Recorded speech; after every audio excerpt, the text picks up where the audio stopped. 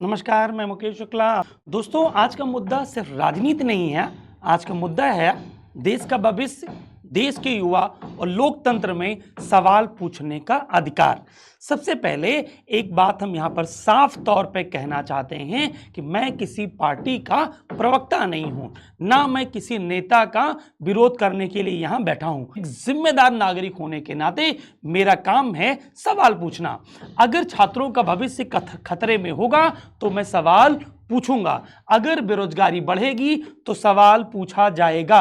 अगर महंगाई आम आदमी की कमर तोड़ेगी तो सवाल पूछा जाएगा। क्योंकि लोकतंत्र में सवाल पूछना कोई गुनाह नहीं होता।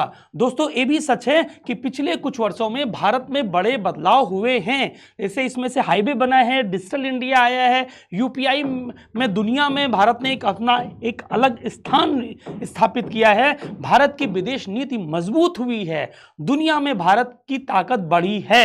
लेकिन आज जब दुनिया भारत को सुनती है तो हर भारतीय को इस बात के लिए गर्व भी होता है कि भारत का स्थान पहले से कहीं अब श्रेष्ठ हो चुका है। भारत ने डिजिटल भुगतान और यूपीआई क्षेत्र में वैश्विक स्तर पर तेजी से विस्तार किया है।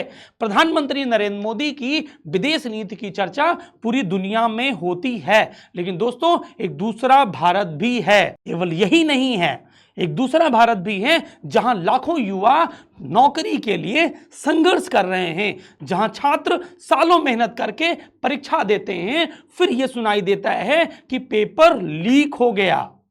नीट देश की सबसे बड़ी मेडिकल परीक्षा, लेकिन आज ये सवालों के घेरे में है। नीट यूजी 2026 पेपर लीक मामले की जांच एजेंसियों के द्वारा की जा रही है। इस मुद्दे पर छात्रों में भारी नाराजगी भी देखी गई है। सोचिए, कल्पना करिए, हम सबके साथ ही होता है। एक गरीब पिता अपनी जमीन बेचता है कि उसका बच्चा डॉक्टर बने। उसकी मां अपने जो जेवर होते हैं, जो उसके पास सामान रखा होता है, वो गिरवी रख देते हैं ताकि उसका बेटा डॉक्टर बन सके। लेकिन अगर सिस्टम ही बिक जाए तो आखिर ये जो मेहनत है वो कहां जाएगी। दूसरी बात करते हैं जो पेट्रोल, डीजल, गैस। आप देखिए पेट्रोल कितना महंगा हो गया है। अभी जल्दी में ही उसके रेट फिर से आए दिन रेट बढ़ रहे हैं। कभी 3 रुपए बढ़ा, कभी 90 पैसे बढ़ा, लगातार कुछ ना कुछ महंगा हो रहा है।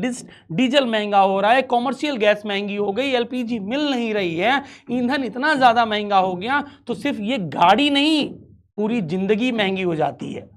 यदि ईंधन महंगा हो गया तो गाड़ी महंगी नहीं होती, पूरे जो जीवन की जो, क्योंकि कोई भी सामान जब आता है तो गाड़ियों से आता है। तो अगर डीजल पेट्रोल महंगा हो गया, गैस महंगी हो गई तो आप महंगाई बढ़नी ही महंगाई है। यहां महंगाई और ईंधन का कीमतों का लेकर के कोई राजनीतिक बहस लगातार जारी है। अभी भी लोगों के घर में बात होती है। एक मध्यम वर्गीय परिवार आज ईएमआई, स्कूल फीस और रोजमर्रा के खर्चों में पहले से ही दबा हुआ था। और इसी बीच अगर आप देख रहे होंगे तो सोशल मीडिया पे ट्रेंड करता है मेलोडी। प्रधानमंत्री मोदी और इटली की प्रधानमंत्री जॉर्जिया मेलोनी की तस्वीरें, उसमें मीम्स आ रहे हैं, वीडियो, डिप्लोमेसी। कुछ लोग इसे स्ट्रॉन्ग फॉरेन पॉलिसी कहते हैं। लेकिन देश का युवा ये पूछ रहा है, क्या एमएस बिल्डिंग इस समय जरूरी है या छात्रों का भविष्य से बढ़कर ये एमएस बिल्डिंग है। देश जानना चाहता है कि पेपर आखिर कब लीक रुकेगा। जो पेपर लगातार लीक हो रहे हैं, कब तक आखिर ये होगा, और वो कौन सा समय आएगा जब ये होगा कि अब पेपर लीक नहीं होंगे। युवाओं को आखिर ये नौकरी कब मिलेगी, महंगाई कब कम होगी, क्या मेहनत करने वाले छात्रों को न्याय मिलेगा। दोस्तों, सच्ची देशभक्ति सिर्फ ताली बजाने में नहीं है कि जो आपने कह दिया उसी में हम सब खूब खुश हैं और हम लगे वहां पे ताली बजाने। सच्ची देशभक्ति होती है देश की कमियों को सुधारने में, युवाओं की आवाज को उठाने में और सिस्टम से जवाब मांगने में। लेकिन लोकतंत्र में जनता सबसे ऊपर होती है और मीडिया का काम सत्ता से सवाल पूछना होता है। आप क्या सोचते हैं, क्या देश सही दिशा में जा रहा है? क्या युवाओं की समस्याओं पर और ज्यादा ध्यान देने की जरूरत है?